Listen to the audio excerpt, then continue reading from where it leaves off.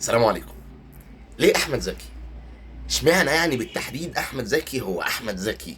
رغم ان في ممثلين كتير جدا جدا جدا اجتهدوا، في ممثلين كتير جدا قدام وجداد، بس يظل احمد زكي هو احمد زكي. طيب، خليني احكي كام موقف، وبناء على الكام موقف اللي انا هحكيهم هتعرفوا ليه احمد زكي بقى احمد زكي. وانا في الورشه الابداعيه 2019، دكتور سيد خاطر كان بيتكلم معانا في فكره ان احمد زكي قدم في المعهد كذا مره وما اتقبلش، واتقبل في الاخر خالص بعد اخر مره قدم فيها. فدي حاجة أولا نتعلم منها، إن بالشرط عشان أنت تتقبل في المعهد أو اترفضت يبقى أنت شاطر أو مش شاطر، للعلم بالشيء. في ناس كتير جدا قدمت في المعهد وما اتقبلتش وشاطرة جدا، ولكن هم عشان ليهم مقاييس أخرى. طيب، لو هنفترض إن أحمد زكي وقتها كان كويس، لما ما اتقبلش ما يأس وحاول مرة واتنين لحد ما اتقبل. طيب، فدي رسالة لأي حد يأسان إن هو ما اتقبلش في المعهد أول سنة. لا، قدم تاني واشتغل على نفسك تاني وما ما تيأس. ولو ليك خير أكيد ربنا هيكتبه لك وهينولك المعهد في يوم من الأيام. حاجة كمان، إن لو فرضا إن أحمد زكي وقتها ما كانش بالموهبة الموجودة عنده دلوقتي، أو ما كانش بالموهبة اللي احنا شفناها، أو كان عنده أقل من ربع الموهبة دي حاجة تانية تعلمك إن مهما كنت أنت ضعيف في التمثيل أو ما كانش عندك، لو اشتغلت على نفسك تقدر إن أنت توصل للي احمد زكي وصل له، لان هو اشتغل على نفسه وبقى دلوقتي احمد زكي. في حاجه تانية تعلمك ان هو ما تحبطش، ما تيأس، حاول. وممكن لو انت ضعيف توصل لمرحله عاليه جدا جدا جدا، ناس كتير جدا بدأت قبلك ما وصلتش ليها. طيب، احمد زكي في فتره من الفترات كان بيحكي وبيقول ان هو لما قدم في المعهد ودخل الورشه الابداعيه كان من المتفوقين في ايام الورشه الابداعيه كلها، ولكن في اخر سؤال اتسال ومن دكتور قال له: انت عايز تمثل ايه؟ احمد زكي هنا وقف ملم، ما عرفش يرد. قال بس يبقى انا كده سقطت وانا كده خلاص، ما اتقبلتش. وكان مكتئب اكتئاب شديد جدا جدا جدا، رغم ان هو كان من المتفوقين في كل ايام الورشه الابداعيه وفي كل الورش. طلعت النتيجه، لقى نفسه طلع الاول على الورشه الابداعيه، فاستغرب جدا. هو كان مفكر ان هو هيسقط عشان هو ما جاوبش على بالنسبه له اهم سؤال، وبالنسبه له ان الدكتور اللي ساله ده الدكتور ده قيمه وقامه والناس كلها بتحترمه والناس كلها بتاخد في رايه، فهو ما جاوبش على السؤال. فبالتالي اتقبل وطلع الاول، فاستغرب جدا. راح للدكتور ده قال له: دكتور، انا اللي حضرتك سالتني انت عايز تمثل ليه وانا ما ردتش، انا قلت ان انا مش هتقبل، انا ازاي اتقبلت وطلعت الاول؟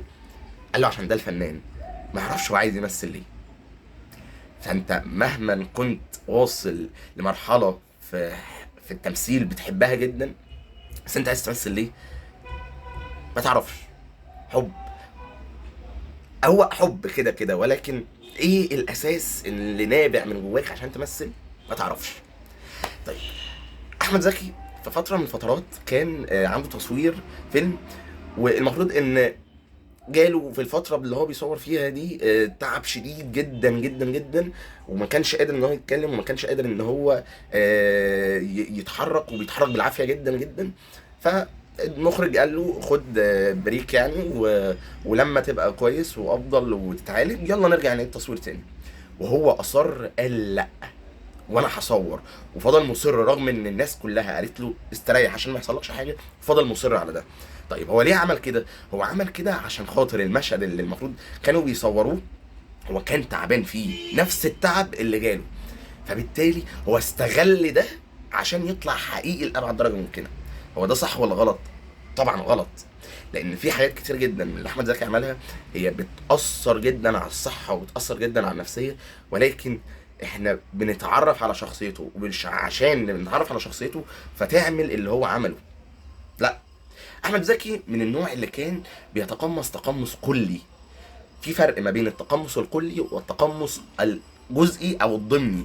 الكلي هو اللي انت بتتعايش 100% مع الشخصيه بكل احداثها وبكل ما فيها وبكل جوارحك وبكل مشاعرك. التقمص الضمني او الجزئي هو ان انت بتتعايش بجزء ما مع الشخصيه، وجزء ما انت واعي للي بيحصل وواعي للحياه الخارجيه. احمد زكي في فتره من الفترات في التصوير كان المفروض ان هو بيضرب ممثل قدامه معاه بجد، فالمفروض ان هو يبقى قوه ولا قوه. احمد زكي كان بيضرب بجد، والمشهد اتعاد كذا مره وكان بيضرب بجد. احمد زكي من النوعيه اللي لما كان بيجي له دور كان طبعا بيروح يعيش في الدور ده بكل حاجه. في شادر السمك كان بيروح شادر السمك وكان بيتعايش وبيعمل كل حاجه ممكن تتعمل للشخصيه دي. في اي شخصيه في اي دور كان بيتعايش مع البيئه تعايش كلي، بيعرف كل حاجه عن البيئه، بيعرف كل حاجه عن الشخصيه، بيعرف كل حاجه بمعنى كل حاجه. السادات كان بيتعرف على كل حاجه، كل الشخصيات اللي عملها كان بيعيش معاها بنسبه 100%. طبعا ده غلط، ولكن عشان كده بقى احمد زكي هو احمد زكي، حاله استثنائيه ما جاتش قبليه ولا هتيجي بعديه. احمد زكي من الناس اللي كانت مخلصه جدا جدا جدا للحاجه اللي هي بتعملها، عشان كده كان بيظهر صدق منه فاحنا بنصدق. احمد زكي قصه كبيره جدا جدا جدا مش اي حد يوصل لها، وهي حاله استثنائيه مش اي حد يعرف يكون احمد زكي دلوقتي. احمد زكي في اوقات كتير كان بيعمل شخصيه كذا مره، يعني مثلا عمل ضابط كذا مره في حياته، ولكن تعالى بص على كل ضابط هتلاقيه مختلف تماما عن الضابط اللي قبليها، لان هو عاش مع شخصيه كل ضابط. احمد زكي لما كان في التصوير بيتعاد المشهد تاني او بيتعاد التصوير لشوت معين تاني، كان في الاغلب بيعمل كل مره باداء مختلف، وكل اداء مختلف هو صح للشخصيه بنسبه 100%.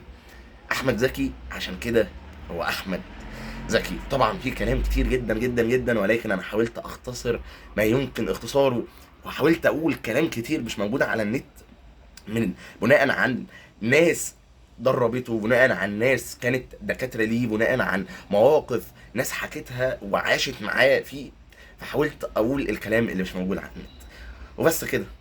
لو عندك اي استشاره، عندك اي حاجه عايز تعرفها، هسيب لينك الفيسبوك بتاعي تحت في صندوق الوصف، ادخل اسالني على طول وبس كده. اعمل لايك وشير عشان الفيديو يوصل لاكبر عدد ممكن، وشارك في القناه وفعل زر الجرس عشان يوصلك كل جديد. سلام عليكم.